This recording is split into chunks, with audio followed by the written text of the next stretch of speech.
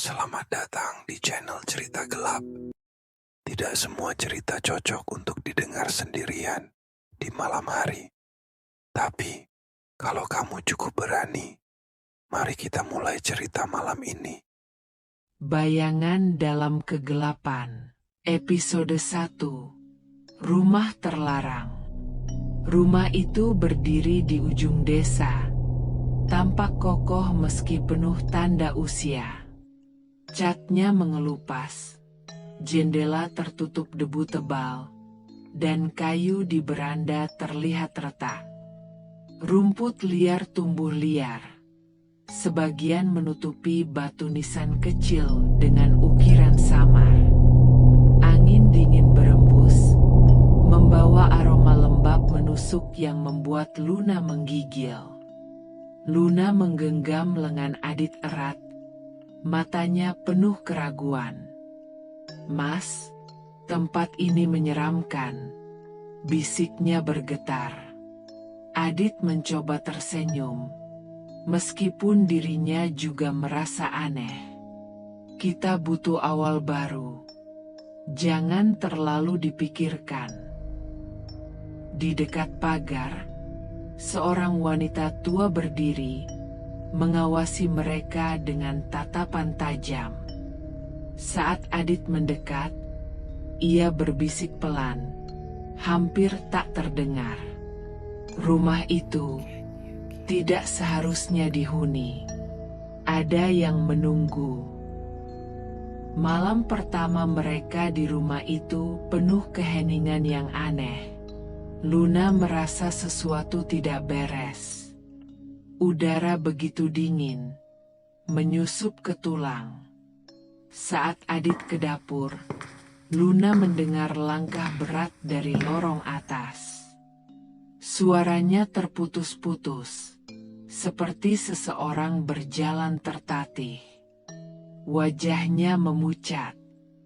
"Mas, ada yang berjalan di atas," ujarnya panik. Adit memeriksa dengan senter. Lorong itu hanya berisi debu tebal dan keheningan.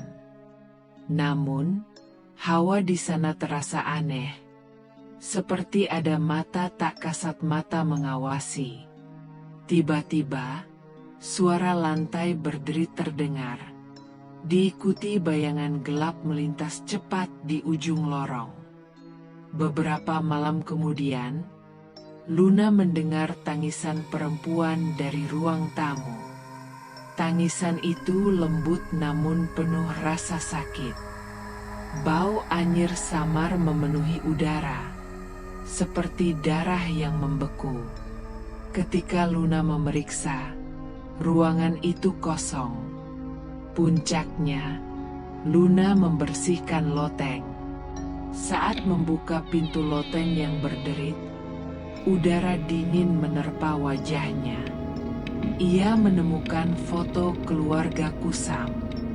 Wajah bayi di foto itu terkoyak, dengan tulisan samar di belakangnya, "Aku tidak akan menyerah." Malam itu, Adit menemukan buku harian usang di lantai kamar utama. Isinya mencengangkan. "Bayi itu, mereka bilang dia pergi, tapi aku tahu dia di sini. Aku akan menemukannya, apapun yang terjadi." Adit merasa mual membaca kata-kata itu. Ada sesuatu yang salah di rumah ini. Ketika menutup buku,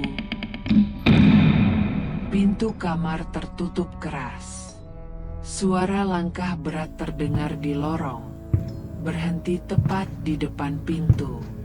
Keheningan kembali mencekam. Luna dan Adit saling pandang. Ketakutan mulai menguasai mereka. Malam berikutnya, lampu ruang tamu berkedip. Setiap kali menyala, bayangan gelap melintas di dinding.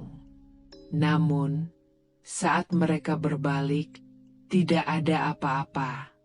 Luna merasa ada yang mengawasi dari balik jendela. Saat mendekat, bayangan itu menghilang. Tiba-tiba, suara pintu berderit terdengar dari lantai atas. Langkah berat terdengar, seperti seseorang berjalan susah payah. Luna menahan napas, takut suara itu mendekat. Ia berlari ke Adit, namun langkah itu berhenti tiba-tiba. Luna memegangi Adit erat-erat. "Mas, kita nggak bisa tinggal di sini lagi. Ada sesuatu yang ingin mengambil kita." Adit mencoba menenangkan meskipun dirinya merasa tidak nyaman.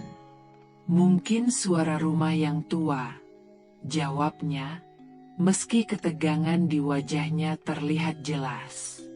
Suasana semakin mencekam. Tiba-tiba, jendela ruang tamu terbuka sendiri. Angin kencang bertiup, membawa bisikan-bisikan tak jelas. Luna menoleh ke jendela, namun tidak ada siapapun di luar.